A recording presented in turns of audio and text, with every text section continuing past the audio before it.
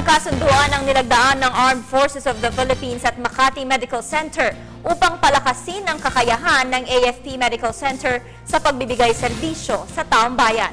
Ang buong ulat ihahatid sa atin yan ng kasama nating si Aya Macalma. Magandang hapon sa iyo, Aya. Magandang hapon sa iyo, Vivian. Nais ang liderato ng hukbong sa natahang lakas ng Pilipinas na pagandahin ang AFP Viluna Medical Center para sa mga sundalo, lalo na ang sakripisyo at kabayanihan ng mga sundalo para protektahan ang ating sambayanan. Kaya naman tutulungan ng Makati Medical Center Foundation ang AFP Viluna Medical Center para ng magandang health services para sa mga sundalo. Ito ay sa tulong ng public-private partnership at kanina nga ay nagkaroon ng Memorandum of Agreement ang Makati Medical Center Foundation at AFP na pinangungunahan ng chairman ng MMC Foundation na si Manny Pangilinan at AFP Chief of Staff General Emmanuel Bautista dito sa Campo Aguinaldo. Naroon din ang AFP Medical Center Commanding General na si Brigadier General Normando Santa Ana Jr., AFP Surgeon Brigadier General Joselito Avancenia, MMC Foundation President Victor Gisbert at MMC Foundation Vice President Judy Araneta Rojas.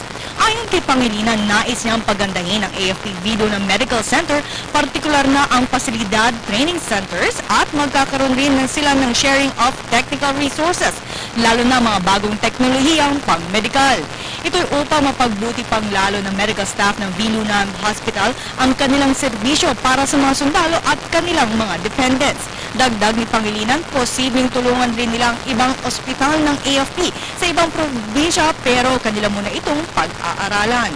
Nagpasalamat naman si General Bautista sa Makati Medical Center Foundation sa kanilang pagbibigay pugay sa mga sundalo sa pamamagitan ng pagtulong ng MMC Foundation sa AFP Medical Center.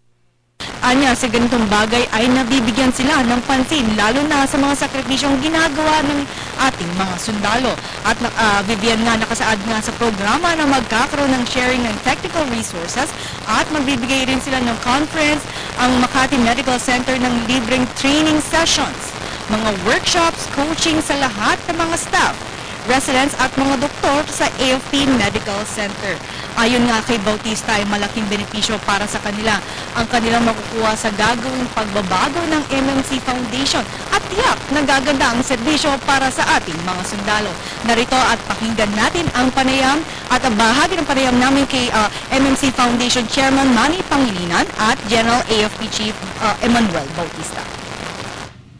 I think the partnership essentially involves what we call the software, the organizational strengthening of the hospital, the proper procedures and processes as to how we at Makati Med run our hospitals on a private basis. And you know, if there are synergies between our hospitals group and the Viluna Hospital, we should be prepared to help in that regard, including the cross-trained doctors and nurses, for procurement of equipment and medicine. Now, if there's a further step in terms of, at a later stage, in terms of our ability to invest in the hospital, we're prepared to consider that very seriously.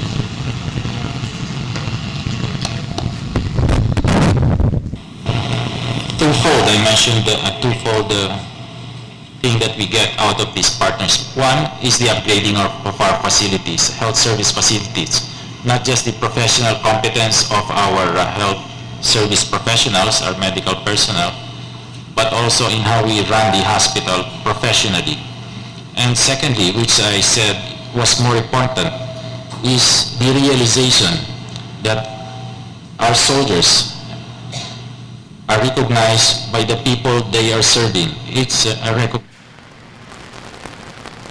At yan po ang bahagi ng aming panayam kay MMC Chairman Manny Pangilinan at AFP Chief of Staff Emmanuel Bautista. At samantalang nga, Vivian, biglang bumuhos ang ulan dito sa loob ng Campo Aguinaldo at maging sa ilang kalapit na lugar katulad ng Marikina at Pasig. Vivian?